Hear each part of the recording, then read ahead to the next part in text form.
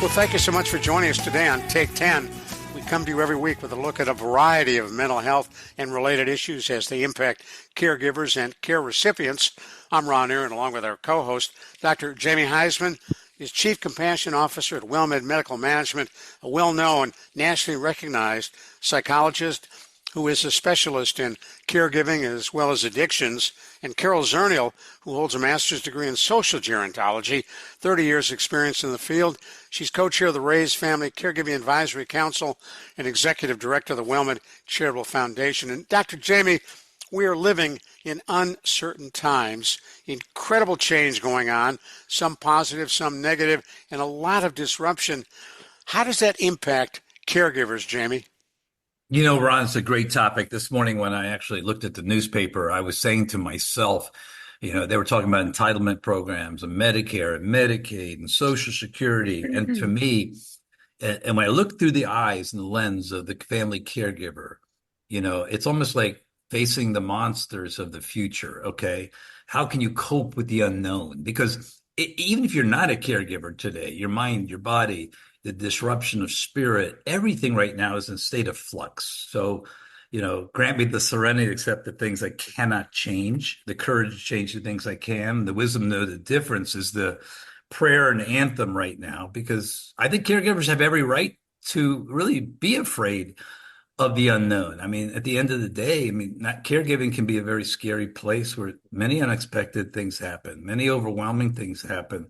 And so I really believe that not just with what's happening politically and entitlement program wise, that this show was so timely for you to have to just talk about the concept of fear, which is the acronym, obviously, false evidence appearing real. And that's a great jumping off point. Well, you make a great point, Jamie. I've been sitting in on a lot of meetings and webinars, et cetera, talking about the disruption that we're experiencing. We all find something in the news that upsets us. When we think about it going away, from national parks to programs that pay for services, to our family members who may have federal jobs or veteran services.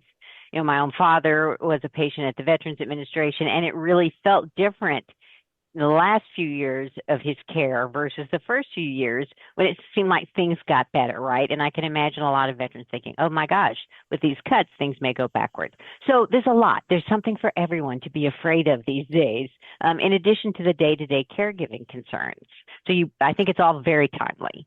It is. But Jamie, there's nothing you can do about all that. How do you handle it? How do you manage it?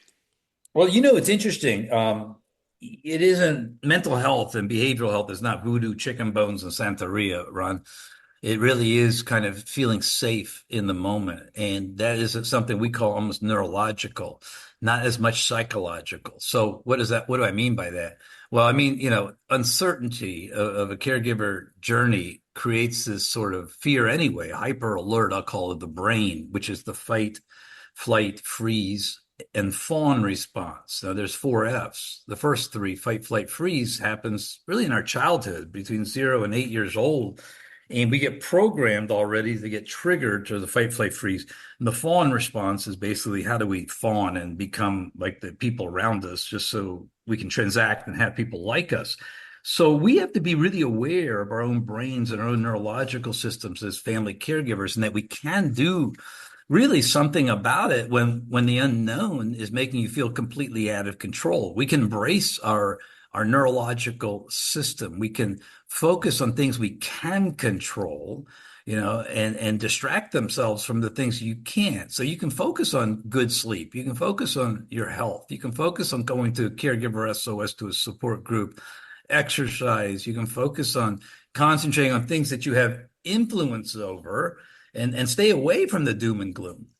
So, Carol, for folks who don't know what Caregiver SOS is, what is it? So Caregiver SOS, these are no-cost services offered through the WellMed Charitable Foundation, where we have telephone, there are caregiver teleconnection sessions. We have stress management under our family caregiver program to help people to learn and stress busting, manage all those stress techniques. And then we have these podcasts and the radio show. So we have a lot of opportunities to give information to family caregivers in real time. Offered for free. Offered for free. What kind of feedback are you getting, Carol, from folks who are dealing with all the uncertainty? Well, I mean, just as we were talking about, it's fear, it's anxiety, it's depression, it's thinking everything's going south. But when we come back from the break, Ron, let's talk to Jamie about why this isn't all real. We'll pick that up in a moment, but I want to let folks know who may have just joined us. You're listening to Take 10. I'm Ron Aaron, along with Dr. Jamie Huysman and Carol Zernial. We come every week with a variety of issues that deal on a day-to-day basis for caregivers and care recipients. And Dr. Jamie, for folks who are living in this uncertain world, you can't wake up on any day, turn on the news, which you probably should no longer do, pick up the front page of a newspaper, and there are all kinds of stories about overwhelming change over which we have no control. Yeah, and to build on what Carol was saying before, I think the best programs, I mean, they're all phenomenal at Caregiver SOS, but the best programs, if you don't have a Caregiver SOS in your area, is ones around healthy people, meaning support group type of programs that, do stay away from the news right now. However, it doesn't mean don't get involved in the solution. You have to pick and choose how you pay it forward. First of all, you want to take care of your mind, your body, your spirit. You want to also minimize exposure to the news, and you want to minimize exposure to negative people. I'll call the Debbie Downers of the world around you. You want to hang around supportive people and seek out positive places and groups out there. And that's one of the things I'll add too, that I have a charity that I work with and I run internationally. We do free also drop-in groups every night called the STAR Network, Survivors of Toxic Abusive Relationships Network. And we have caregivers there from high conflict. It's free, and all you have to do is go to starnetwork.org. But these are the things you can do: is hang around healthy people, stay away from the Debbie Downers. Don't be around people that manipulate and control you, because that's exactly what's happening in the news right now. Is you're feeling bullied, controlled, and actually a party to something you can't do a thing about. Well, and I would add that there are some things that you can do if it's the political scene, if it's the news that's really causing anxiety. You may have heard that some congressional members didn't want to have town halls anymore, that they asked their constituents to stop calling because their phones are ringing off the hook. If you're a caregiver and you're worried about a program, you have a story to tell. You have an elected official, and absolutely 100% call them and tell them your story and your concern. And I don't want to be the political rabble rouser here, but let me do that instead, because there's about 40 million caregivers taking care of seniors today in our culture, boomers and seniors. And there's another probably 40 million taking care of special needs kids. So as you build this self-esteem, this identity, and doing something and paying it forward, realize it's a huge constituency. A huge group of a constituency that can actually do something. So do surround yourself with like-minded people, but also, as they say, understand that change can be scary, and really worrying about the unknown doesn't do you a whole lot of good. So if you can have a takeaway from here, one is emotionally regulate, do your breath work, Pilates, your yoga, take your walks, hang around healthy people to calm your nervous system down, be around healthy, safe people that meet you halfway.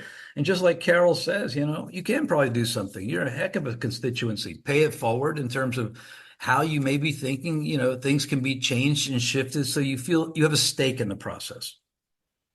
And where can you go for help if you can't handle it yourself? Well, right away, we already know Caregiver SOS is there. Right away, we already know my charity is there, starnetwork.org. But also, you can go to the Area Agency on Aging's in every one of your areas. And Carol knows them best, but there must be over 700 around the country. So, Carol, what would the website be to get for help and how to find folks? If you go to eldercare.acl.gov, that's eldercare.acl.gov. That's the Administration on Community Living. There are places. Reach out. Caregivers are everywhere. And stop you there, Jamie. And there's organizations that are out there to help you. Google it. You'll find it. I'm Ron Aaron for Dr. Jamie Huysman and Carol Zernial. Thanks for joining us today on Take 10.